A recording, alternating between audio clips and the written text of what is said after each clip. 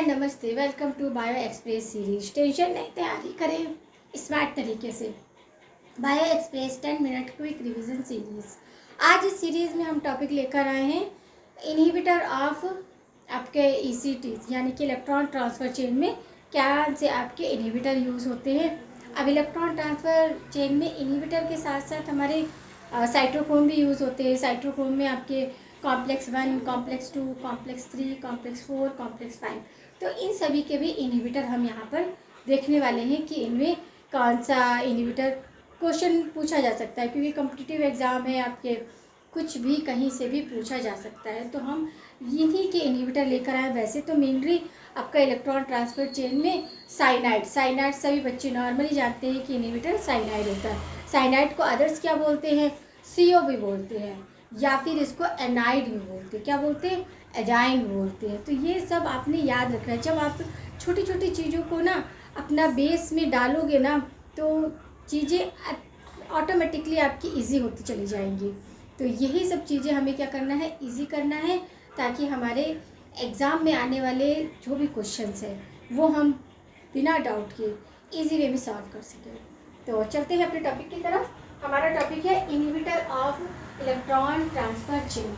तो मेनली आपका साइनाइड होता है, जिसे Cn नेगेटिव चार्ज के साथ हम शो करते हैं। इसका symbol cyanide inhibitor of, cyanide क्या है, इनहिबिटर ऑफ साइटोक्रोम ऑक्सीडेज, क्योंकि साइटोक्रोम में भी हमारे कॉम्प्लेक्स 1 है, कॉम्प्लेक्स 2 है, कॉम्प्लेक्स 3 और ATP सिंथेसिस यानी कॉम्प्लेक्स 5 तक होते हैं।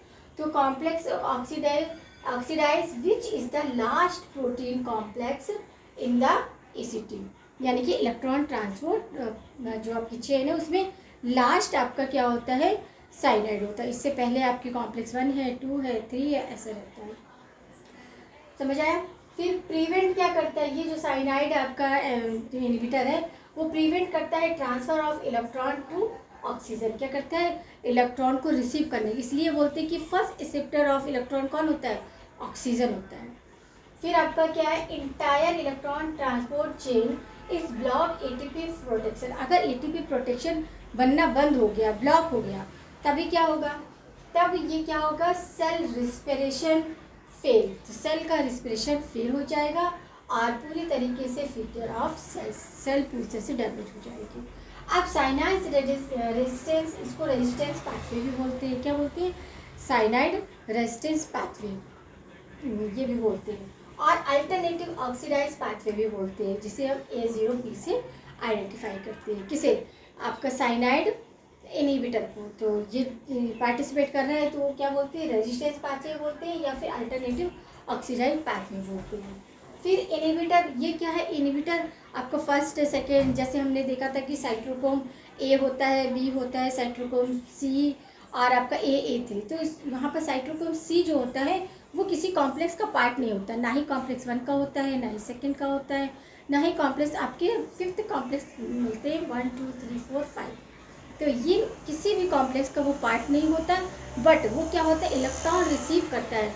इलेक्ट्रॉन रिसीव करेगा उसे आपके किसके बीच में, कॉम्प्लेक्स 3 और कॉम्प्लेक्स 4 के बीच में जो इलेक्ट्रॉन क्या होता है, जनरेट होता है, उसको रिसीव करने का काम कौन करता है, साइटोक्रोम C करता है। ये आपको याद रखना है कि साइटोक्रोम C जो है वो किसी भी साइटोक्रोम कॉम्प्लेक्स का पार्ट नहीं होता है, बट क्या होता है, एक लिंक रिएक्शन या ये कहो लिंक की तरह काम करता है कॉम्प्लेक्स 3rd एंड 4th में। केवल इलेक्ट्रॉन क्या करता है, रिसीव करने का, इलेक्ट्रॉन रिसीव करता है और वो दूसरे कॉम्प्लेक्स तक पहुंचा देता है, मगर पार्ट नहीं होता है।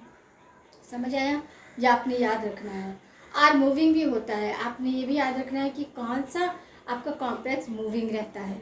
तो ये मूव करता रहता है, कौन मूव करता रहता है, यूबिक्विनॉन। जिस तरह आपको साइटोक्रोम C याद रखना है कि पार्ट नहीं है किसी भी साइटोक्रोम कॉम्प्लेक्स 1, 2, 3, 4, इसी तरह आपको याद रखना है यूबिक्विनॉन जो है वो मूव करता रहता है, कभी कॉम्प्लेक्स 1 से 2nd के बीच में, कभी कॉम्प्लेक्स 3rd से 4 के बीच में।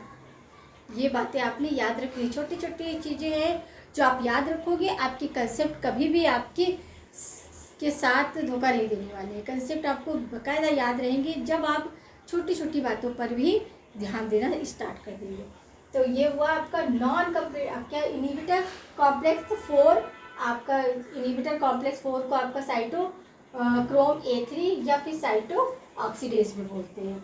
Non competitive inhibitor of complex 4 का ये नॉन कॉम्पिटिटिव क्या होता है आपका इनिबिटर भी होता है। एब्सेंट एनिमल्स में एब्सेंट होता है।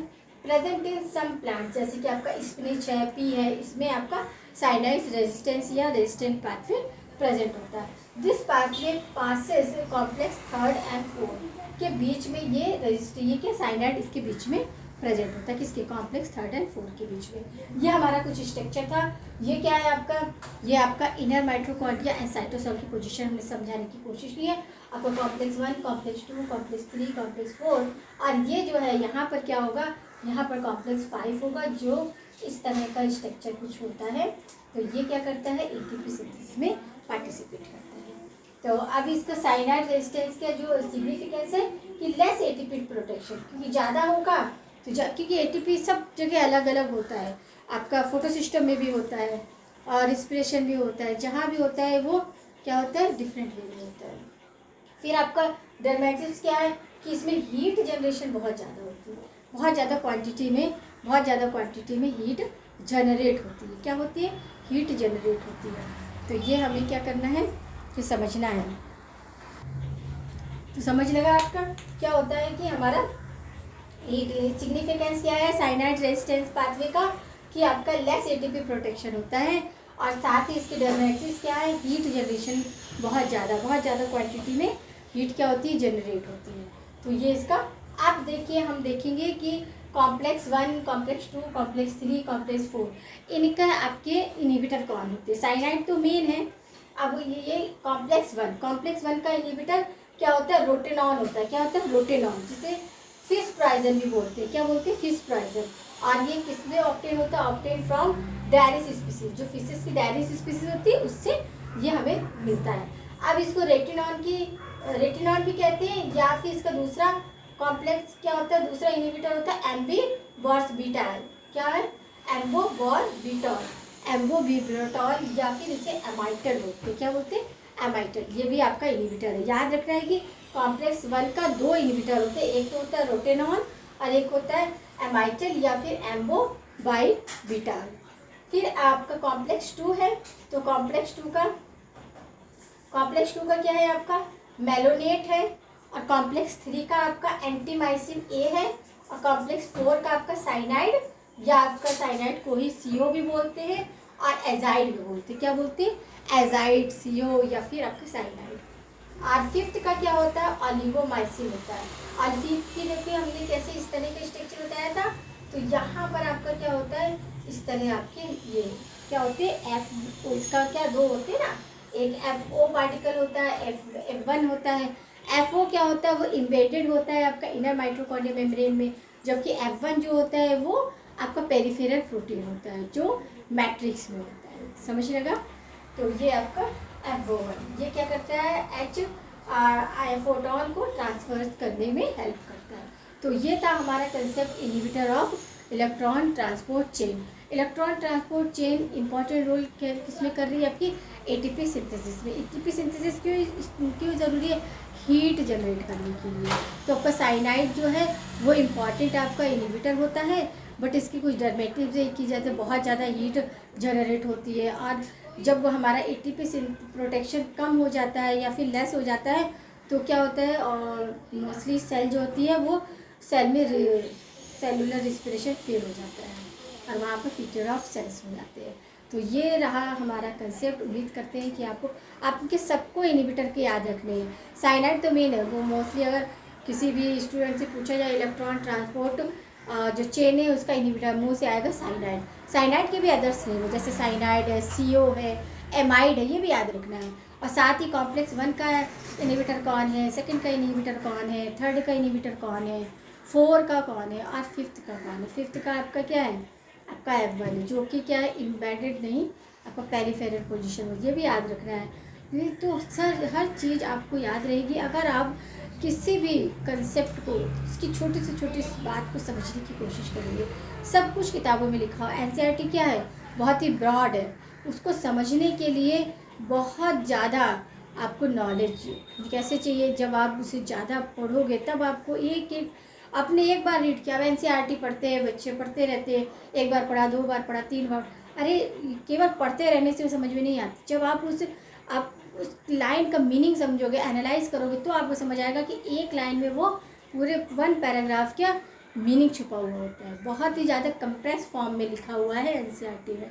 तो ये सब छोटी छोटी चीज़ें हैं, जैसे कि यहाँ पर कीमोऑस्मेटिक मैकेनिज़्म। अब बच्चे इसी में कीमोऑस्मेटिक मैकेनिज़्म में ही खोए रहते हैं। अब ये कहाँ है, तो ये भी आपका क्या है, इलेक्ट्रॉन ट्रांसपोर्ट चेन में ही है, जहाँ पर आपका एटीपी सिंथेसिस, इसी को ही हम इसी में इन्वॉल्व रहते हैं। बस बच्चों ने वो देख लिया कीमोऑस्मोसिस मैकेनिज्म, आप ढूंढने लग पड़े कि कीमोऑस्मोसिस मैकेनिज्म किधर है।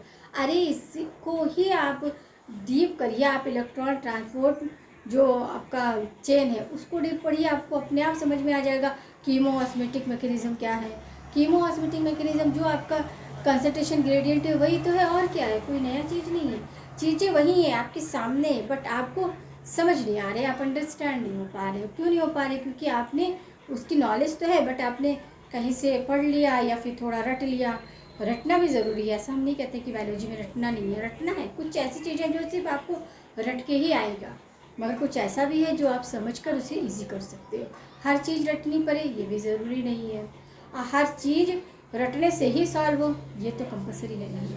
कुछ ऐसी चीज़ें जो आप सिंपल वे में अंडरस्टैंड हो सकते हैं। तो मिलते हैं नए पार्ट में अपने नए कंसेप्ट के साथ। बने रहिए हमारे साथ सीरीज़ में। वीडियो पसंद आता है तो लाइक करें, शेयर करें, चैनल को सब्सक्राइब करें।